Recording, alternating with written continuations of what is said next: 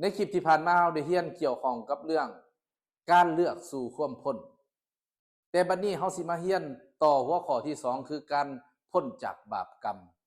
ซึ่งความหมายคำว่าบาปกรรมนี้มีความหมายว่าแนวใดและเราพ้นจากบาปกรรมนี้หมายความว่าแนวใดให้พี่น้องมีโอกาสได้เปิดพระคำของพระเจ้านำกันขอเชิญพี่น้องได้เปิดในพระธรรมโรมบทที่6ข้อที่23พี่น้องอยากให้มาอ่านพระคำของพระเจ้านำกันด้วยว่าค่าจ้างของความผิดบาปก็คือความตายแต่ของพระราชทานอันโพดมาแต่พระเจ้าก็คือชีวิตนิรันดรในพระเยซูคริสต์เจ้าองค์พระผู้เป็นเจ้าของพวกเฮาให้เฮามีโอกาสได้อธิษฐานนำกันพี่น้องก่อนเฮาจะได้ศึกษาในหัวข้อนี้พระบิดาเจ้าผู้รู้โมทนาขอบคุณพระองค์สำหรับถ้อยคำของพระองค์ขอพระวิญญาณบริสุทธิ์เจ้าได้ทรงนำให้พวกลูกได้เข้าใจถ้อยคำของพระเจ้าตามที่พระองค์ต้องการลูกอธิษฐานขอการทรงนำพาจากพระองค์ในพระนามพระมหาเยซูคริสต์เจ้าอาเมนพี่น้องที่อ่านหัวข้อนี้เป็นหัวข้อพื้นฐานสำคัญสำหรับชีวิตคริสเตียนเมื่อเว้าถึงความบาปนั้นหลายคนก็สิเข้าใจแต่ว่าอยากสิอธิบายเพิ่มเติมในพระคำของพระเจ้าหรือความหมายทางพระคัมภีร์คำว่าบาปนี่หมายความว่าอย่างไรความหมายอันที่หนึ่งคำว่าบาปนี้หมายความผิดเป้าของพระเจ้าผิดเป้าของพระเจ้าผิดประสงค์ของพระเจ้าพระเจ้าได้สร้างมนุษย์มาคู่ตบิดสร้างอาดัมเอวาเนี่ยพระเจ้าได้อวยพรให้มนุษย์นี้ปกครองทุกอย่างให้มนุษย์นี้มีชีวิตนิรันดรแต่เมื่อมนุษย์นั้นได้เหตุผิดพระประสงค์การทรงสร้างผิดเป้าของพระเจ้ามนุษย์ได้ตกในบาปคันมนุษย์ตกในบาปแล้วมนุษย์ก็เสื่อมทั้ง3ด้านดังที่เขาหู้นำกันแหละพี่น้องพระเจ้าสร้างมนุษย์นั้นประกอบด้วย3ภาคส่วนคือ1ห่างกายจิตใจและก็จิตวิญญาณแต่หลังจากมนุษย์ได้ตกในบาปนั้นมนุษย์ถูกเสื่อมจากพระสิริของพระเจ้าจิตวิญญาณถูกแยกจากพระเจ้าจิตใจก็เสื่อมทรามห่างกายเสื่อมโทรมและพระคัมภีร์ว่าเนื่องจากมนุษย์ได้เหตุบาปนั้นมนุษย์จำเป็นจะต้องตายคำว่าตายนี้ในภาษาเดิมนี่ใส่คำว่าตายนี่แปลว่าแยกนิรันดร์เพราะฉะนั้นความบาปจึงแยกมนุษย์จากพระเจ้าความบาปจึงนำเอาปัญหาต่างๆนี้เข้ามาสู่โลกนี้ฉะนั้นเราสิเห็นว่าคนในโลกนี้สิอยู่บ้านนอกในเมืองมีการศึกษาสูงหรือเป็นไผก็แล้วแต่มนุษย์ทุกคนนั้นจะต้องจากโลกนี้ไปเพราะมนุษย์อยู่ใต้ธรรมชาติเพราะมนุษย์นั้นได้ตกอยู่ใต้บาปกรรมพระคำของพระเจ้าก็ได้กล่าวเพราะว่าด้วยว่าค่าจ้างของความผิดบาปนั้นคือความตายแต่ของพระราชทานมาจากพระเจ้านั้นก็คือชีวิตนิรันดรก็คือชีวิตอันตลอดไปเป็นนิจพระคัมภีร์บอกว่าซึ่งปรากฏในองค์พระเยซูคริสต์เจ้าของพวกเราทั้งหลายเพราะฉะนั้นมนุษย์ในโลกนี้หลายคนก็ยากเมื่อเว้าถึงความตายเว้าถึงความบาปหลายคนก็ยากบั่นไหวมันเป็นห้ายกว่าพยาธิที่มนุษย์ว่าห้ายที่สุดคือหมอบ่สามารถรักษาบาปได้นักวิทยาศาสตร์บ่สามารถรักษาบาปได้และบ่มีวิธีการอื่นที่จะรักษาบาปที่ผิดเป้าของพระเจ้าฉะนั้นพระเยซูคริสต์เจ้าจึงได้เสด็จลงมาในโลกนี้เพื่อไถ่บาปเฮาทั้งหลายประมาณ 2,000 กว่าปีผ่านมาแล้วพี่น้องที่รักและบรรดาท่านพระคำของพระเจ้าว่าพระองค์นี้มาไถ่เฮาทั้งหลายอยู่ในพระธรรมโรมบทที่5ข้อที่8ถึงข้อที่9ก็ได้กล่าวไว้อย่างชัดเจนว่าพระเจ้านั้นได้แสดงความหักของพระองค์ในขณะที่เฮายังเป็นคนผิดบาปอยู่นั้นพระคริสต์ได้ยอมสิ้นพระชนม์แทนเฮาทั้งหลายเป็นหยังพระองค์จึงสามารถไถ่บาปได้เพราะพระองค์บ่มีบาปพระองค์เป็นพระเจ้าเหมือนคนเฮาพี่น้องนักโทษนี่บ่สามารถประกันตัวนักโทษได้ต้องแม่นผู้ที่บ่มีโทษฉะนั้นพระคัมภีร์บอกว่ามนุษย์เฮาในโลกนี้ล้วนแต่ตกอยู่ใต้อำนาจของบาปกรรม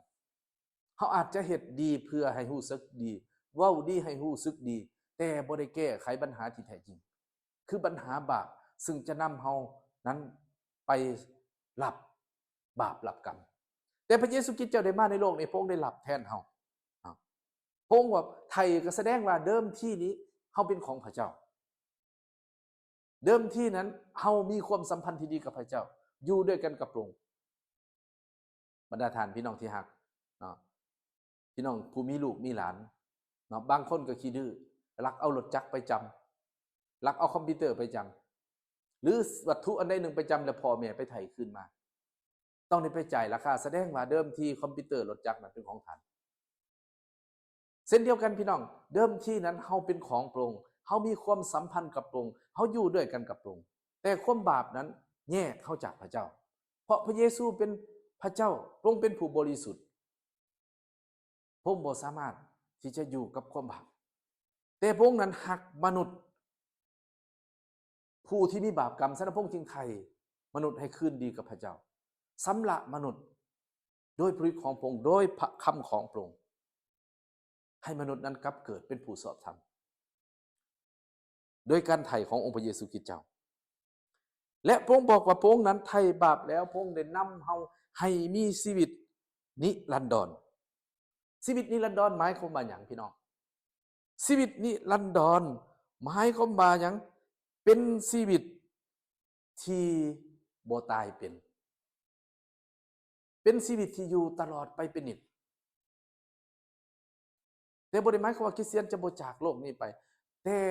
แน่นอนเมื่อฮอดเวลากำหนดก็จากโลกนี้ไปแต่ว่าชีวิตหลังความตายนั้นจะได้ไปอยู่กับพระองค์ตลอดไปเป็นนิจตลอดไปเป็นนิจ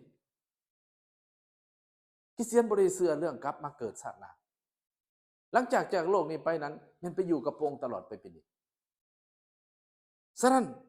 เป็นชีวิตที่คริสเตียนที่มาเชื่อในพระเยซูคริสต์เจ้านั้นต้องการสูงสุดและพระเยซูกล่าวเองบอกว่าเฮานี่แหละเป็นทางนั้นเป็นความจริงเป็นชีวิตบ่มีผู้ใดไปถึงพระบิดาใดนอกจากมาทางเฮาอันนี้พระคำของพระเจ้าได้กล่าวฉะนั้นพวกเขาทั้งหลายได้เชื่อในพระสัญญาของพระองค์เมื่อพระองค์สัญญาแล้วทุกอย่างก็เป็นจริงพระคำของพระเจ้าว่าพระองค์ตัวบ่เป็นแต่หน้าที่ของเฮาคือตอบสนองคือเชื่อในถ้อยคำของพระองค์เชื่อในพระสัญญาของพระองค์หมายความว่าชีวิตนิรันดรนั้นตายบ่เป็นบ่เจ็บบ่ปวดบ่มีอายุไขและอยู่ตลอดไปเป็นนิจบ่มีมู่เสื่อมโทรมเฒ่าแก่ชราเหมือนกับชีวิตในโลกนี้ชีวิตในโลกนี้หลายคนก็ย้านเฒ่าหลายคนก็ย้านเจ็บหลายคนก็ย้านจนแต่สิ่งที่มนุษย์ย้านนี้รู้สึกว่ามันหลีกบ่ได้คันผู้ใดอายุยืนสูงสุดก็แม่น120 ปีเพิ่นแบ่งคนในโลกนี้ให้อายุยืนนี่มีอยู่3ระดับด้วยกันพี่น้องระดับที่1นี่คือ70 80 ปีเพิ่นเอิ้นว่าคนอายุยืนขั้นต้นอายุยืนขั้นที่2แม่น81ฮอด90 ปีและอายุยืนสูงสุดแม่น91ฮอด120 ปีเฉลี่ยแต่เวลานั้นก็ต้องได้จากโลกนี้ไปเพราะฉะนั้นพี่น้องพระองค์คาดหวังว่าบัดเฮาจากโลกนี้ไปนั้นเฮาจะไปอยู่กับพระองค์ตลอดไปเป็นนิจนิรันดร์จะบ่มีการเจ็บปวดเฒ่าแก่โศกเศร้าเหมือนกับชีวิตในโลกนี้ฉะนั้นความบาปนี่เป็นปัญหาต้นตอทุกอย่างที่ก่อให้เกิดปัญหาเจ็บไข้ได้ป่วยและหลายกว่านั้นเป็นปัญหาที่จะให้เฮานั้นได้ไปใส่บาปใส่กรรมแต่พระเยซูคริสต์เจ้ามาพระองค์บอกว่าพระองค์มารับแทนเฮาแล้วที่ไม้กางแขนพระองค์รับแทนเฮาแล้วความบาปทุกอย่างตกใส่พระเยซูคริสต์เจ้าและเมื่อเฮาต้อนรับพระเยซูคริสต์เจ้าเฮาก็กลับเกิดเป็นผู้ชอบธรรมพี่น้อง2โครินธ์บทที่5ข้อ21พระคำของพระเจ้ากล่าวว่าพระเจ้าผู้บ่ทรงมีบาปนั้นได้เข้าส่วนในความผิดบาปของเฮาเพื่อให้เฮาทั้งหลายได้เข้าส่วนในความชอบธรรมของพระองค์เพราะฉะนั้นผู้ที่จะได้รับชีวิตนิรันดรนั้นจำเป็นจะต้องเป็นผู้ที่กลายเป็นผู้ชอบธรรมจำเป็นต้องเป็นผู้ที่บังเกิดใหม่ต้อนรับเอาแผนการไถ่บาปของพระองค์ต้อนรับว่าพระเยซูคริสต์เจ้าเป็นพระผู้ไถ่ให้พ้นจากบาปกรรมของเฮาทั้งหลายเมื่อเฮาต้อนรับแล้วพี่น้องเฮาจะต้องรักษาชีวิตให้เดินไปกับพระองค์ตลอดเวลาเพราะว่าถึงความบาปก็มี2บาป1เพิ่นเอิ้นว่าบาปดั้งเดิม2เป็นบาปกระทำเนาะบาปดั้งเดิมคือบาปมากับอาดัมเอวาบาปกระทำก็คือเฮาขี้ตัวขี้ลักเฮาเฮ็ดผิดพระคัมภีร์ผิดศีลธรรมอิจฉาบังเบียดกันอันนี้เพิ่นเอิ้นบาปกระทำและอื่นๆแต่พระเจ้านั้นพร้อมจะให้อภัยเฮาเสมอในบาปกระทำของและส่วนบาปดั้งเดิมนั้นบ่แม่นขบวนการเฮาเชื่อปุ๊บเฮาเป็นผู้บริสุทธิ์ชอบธรรมทันที แต่ว่าคริสเตียนบางเทื่อก็ยังหลงเฮ็ดบาปอยู่ฉะนั้นอันนี้เพิ่นเอิ้นว่าขบวนการทรงสำราญให้บริสุทธิ์ขึ้นกับว่าเฮาจะเชื่อฟังถ้อยคำของพระองค์น้อยหลายเพียงใดเฮาจะให้พระวิญญาณบริสุทธิ์เจ้านำเฮาน้อยหลายเพียงใดฉะนั้นพี่น้องที่รักทั้งหลายมื้อนี้ขอยืนยันว่าเฮาเป็นคริสเตียนพระเจ้าได้ไถ่บาปเฮาแล้วเฮาบ่ต้องไปยังแก้ไขบาปด้วยวิธีอื่นแล้วพระองค์สำระเฮาบาดเดียวแต่ขอให้เฮานมัสการพระองค์รับใช้พระองค์และติดตามพระองค์ตลอดไปเฮาจะบ่เป็นทาสบาปอีกพี่น้องขอให้ร่วมใจกันอธิษฐานพระเจ้าพระบิดาพระลูกโมทนาขอบคุณพระองค์สำหรับถ้อยคำของพระองค์ที่มาถึงพวกเราทั้งหลายขอพระยาณพระสุเจ้าช่วยพวกเราทั้งหลายจะจือจำนำใส่ถ้อยคำของพระองค์ในการดำเนินชีวิตและการรับใช้พระองค์รวมกันในพระนามพระเยซูคริสต์เจ้าอาเมนอาเมนขอพระเจ้าอวยพรพี่น้องทุกท่านพระเจ้าอวยพรและพบกันใหม่